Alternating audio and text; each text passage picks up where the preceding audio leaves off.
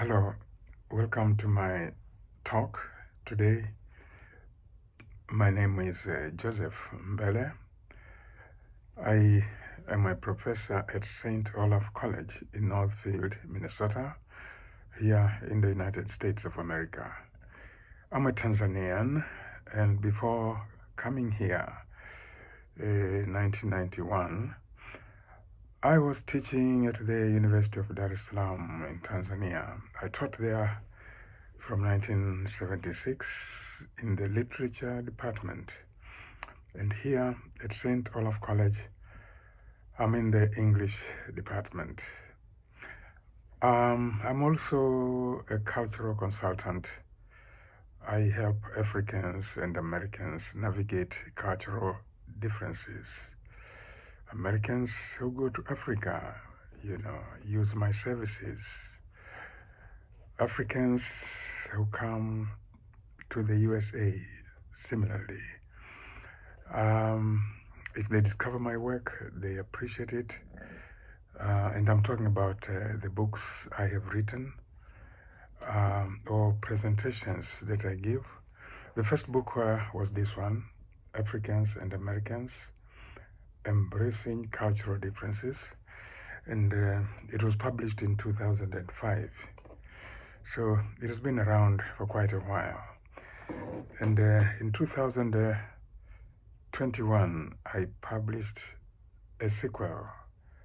It's called Chickens in the Bus, More Thoughts on Cultural Differences.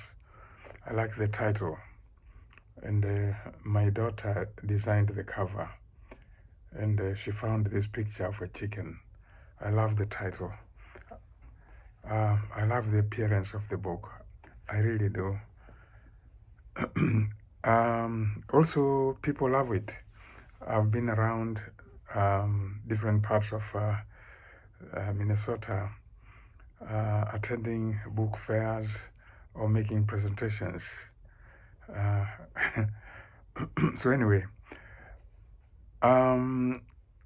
as a cultural consultant, I have been, at least in the last few years, focusing on a particular audience.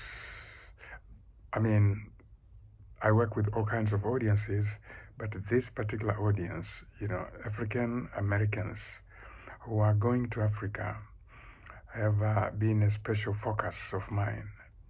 And so today I'm talking about them. And specifically, I'm talking about how gradually these African Americans who are going to Africa, who have settled in Africa, are discovering the value of my work. Slowly, they are beginning to talk about my work. Slowly, they are beginning to know about it, and I'm very pleased. In Tanzania, my country, there's a community of African Americans in the northern Tanzanian city of Arusha, and I've been meeting them. I've met them twice already. I think it was 2 years ago and then last year. And I had a chance to talk with them at length about the challenges of living in a foreign culture. The topic was challenges of cultural differences in the global village. And this last year, I was there again. I met them. I gave a talk. Some of them, are new. Some are the same that I saw last year or the year before. And so, yeah, it's a dynamic community. The good thing is they have decided I should be meeting them whenever I'm in Tanzania, whenever I can do, the meeting. So I'm happy they have discovered my work, and many of them have been reading my book, this one, and now this one as well. And I look forward to going back this summer to 2024 I'll find probably an opportunity to meet this community again and again in the future. What prompted me to come out today and give this little talk is that I've seen a comment online by an African American who has lived in Tanzania for 14 years. 14 years.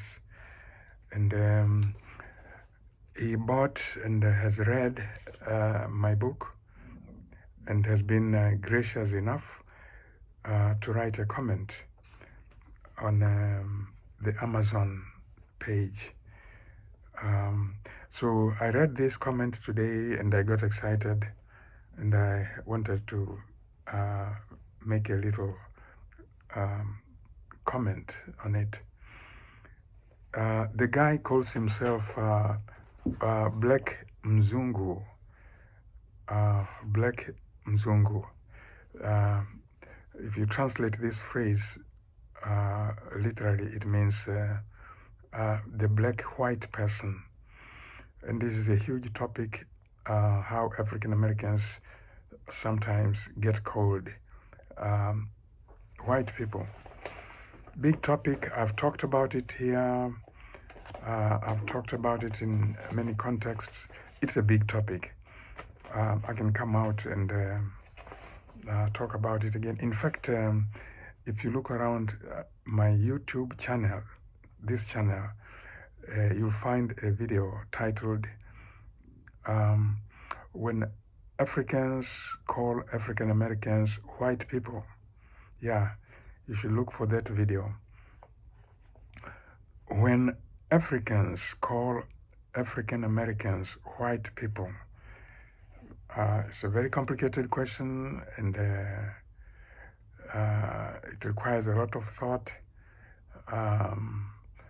Do listen to that video. Do watch that video. Anyway, so what does the Black Mzungu, the black-white person, say on Amazon? The title of his comment is Avoid Stress and Frustration Before Getting on Airplane. Avoid stress and frustration before getting on airplane. That's the title. And so here he goes. For anyone from North America or Western Europe, this is a good introduction to African culture, especially Tanzanian. If I read this before moving to Tanzania 14 years ago, I might have been able to avoid some stress and frustration. I still get frustrated as my way of thinking and project management style sometimes clashes with my Tanzanian family and acquaintances, especially regarding punctuality and being direct. Professor Mbele gives a good perspective from an African point of view. The visitor or expert will be more compassionate as they find themselves waiting and waiting and waiting. He or she might even make new friends as time is flexible. I like the way this guy or this person, Black Mzungu, the black-white person, I like the way he summarizes the main point that he takes out of this book. I like the way he summarizes it. And I wanted to just use this as an example of how African Americans in Africa are discovering my work and getting to appreciate it.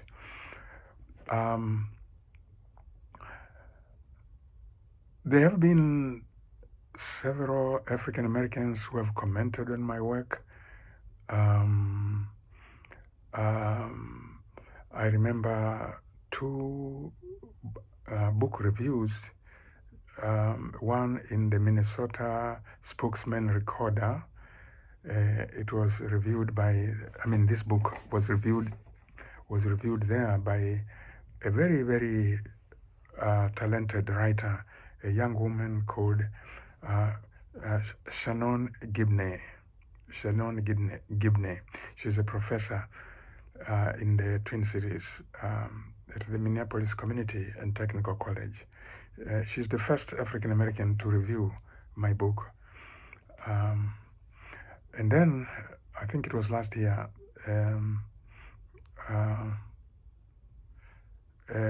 another African American reviewed the same book in Insight News, a major African American newspaper here in Minnesota and in the Midwest.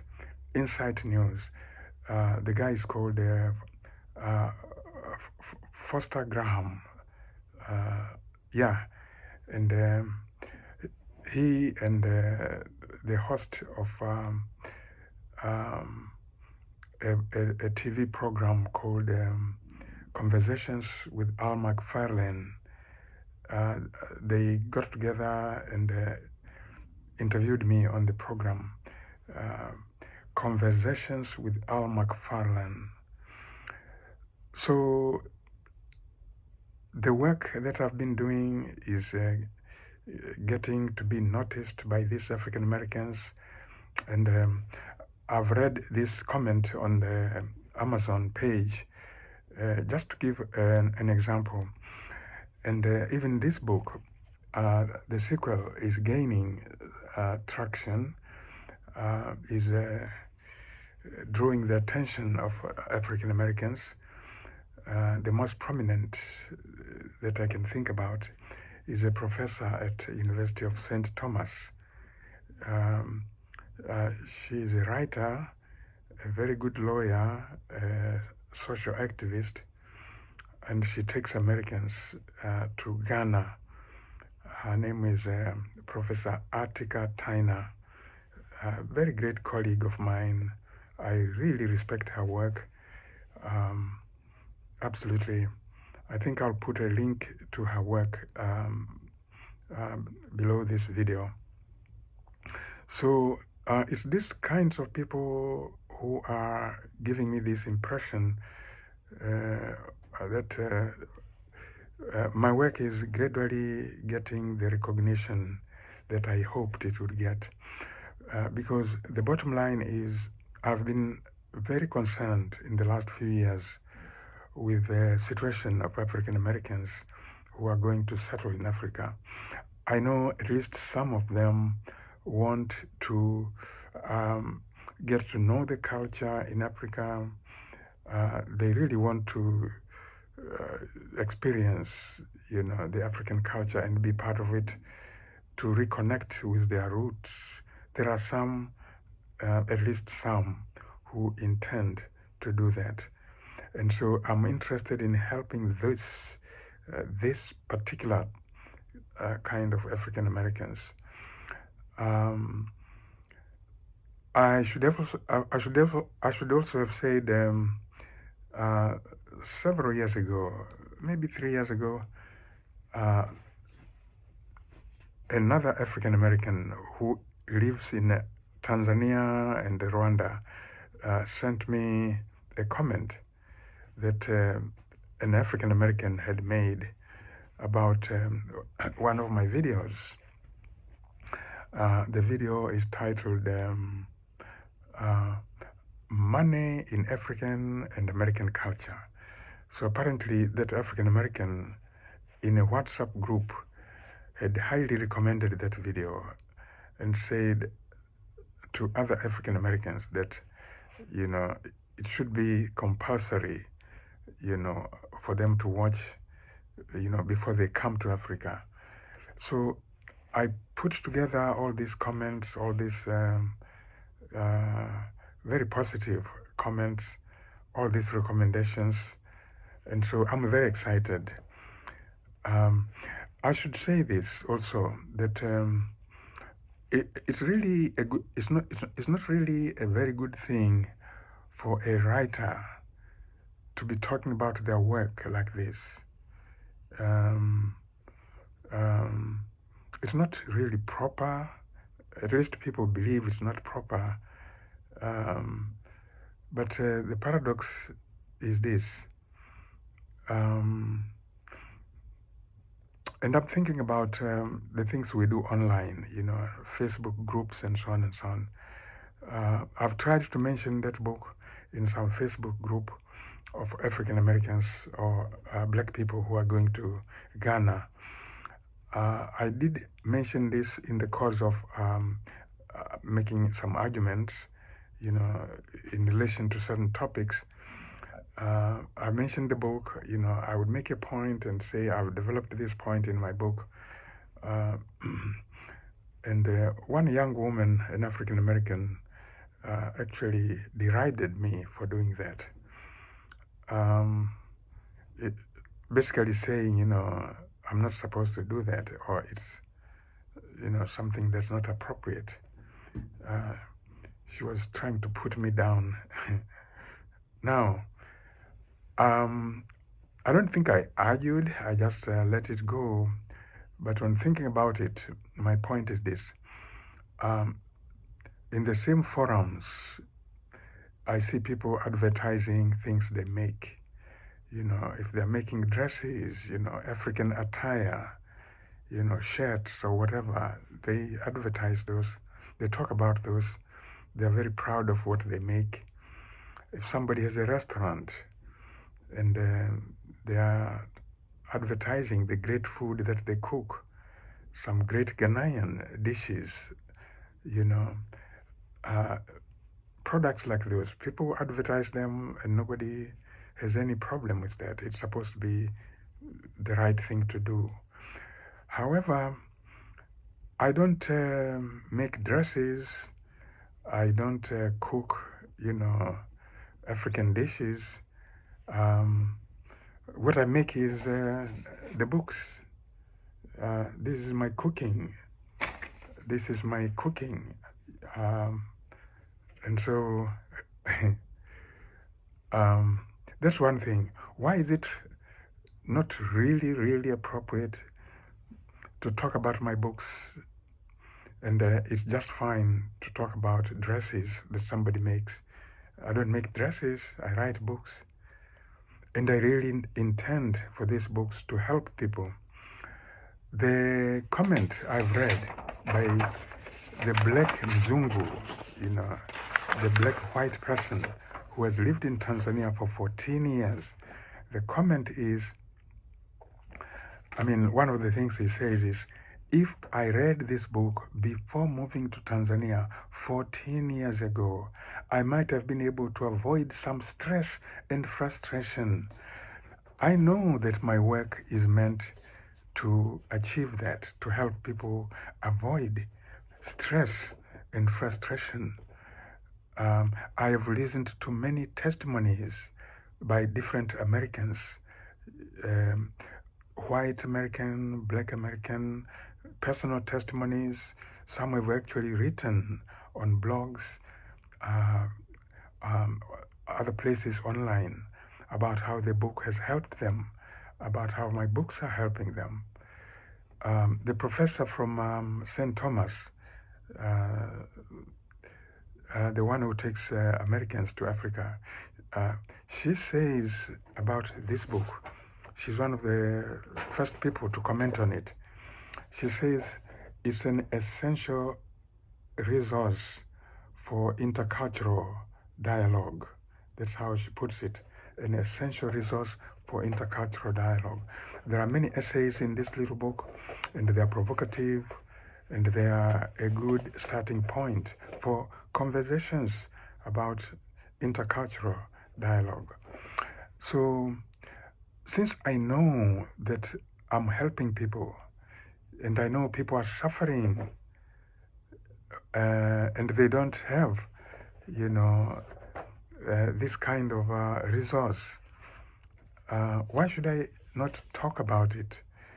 Is it fair? Is it right that you have the solution to somebody's problem? You have the answer to the questions that are troubling them, and you decide to not say anything. Is that the right thing to do under the guise of modesty? Let people suffer 14 years in a foreign culture, these African Americans in Tanzania, 14 years. And the challenges they face are cultural, as far as I'm concerned. And I have talked about those challenges, I have written about them, and I know the book is helping people. I have been listening to testimonies. I could go on and on and on and talk about this. So what's the right thing to do? To talk about this, to tell people I have this book, it will help you, or not to talk about the book at all. This Black Mzungu is not the only person to talk about having stayed or having lived in a country that's not his or hers for years and still feeling challenged by the culture, still experiencing stress and frustration. There's an Ethiopian woman who read this book. She lives in Minnesota here. I think she's a bit older than me. And her comment was, she wishes she had read the book before coming to the USA. And by the time she was reading the book, she had already lived in the US for more than 20 years. So 14 years, this African American in Tanzania, and then more than 20 years, that Ethiopian lady. And this is the story again and again, and sometimes reading online in the Ghana group, the African American group that focuses on Ghana, movement of African Americans to Ghana. Some of the people say, oh, just come here, you'll get to figure it out.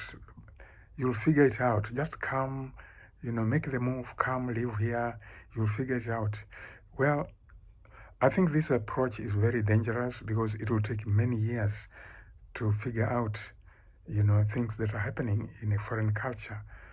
I have known this as a cultural consultant. I've talked about it. If you just want to figure out for yourself, it will take you many, many years.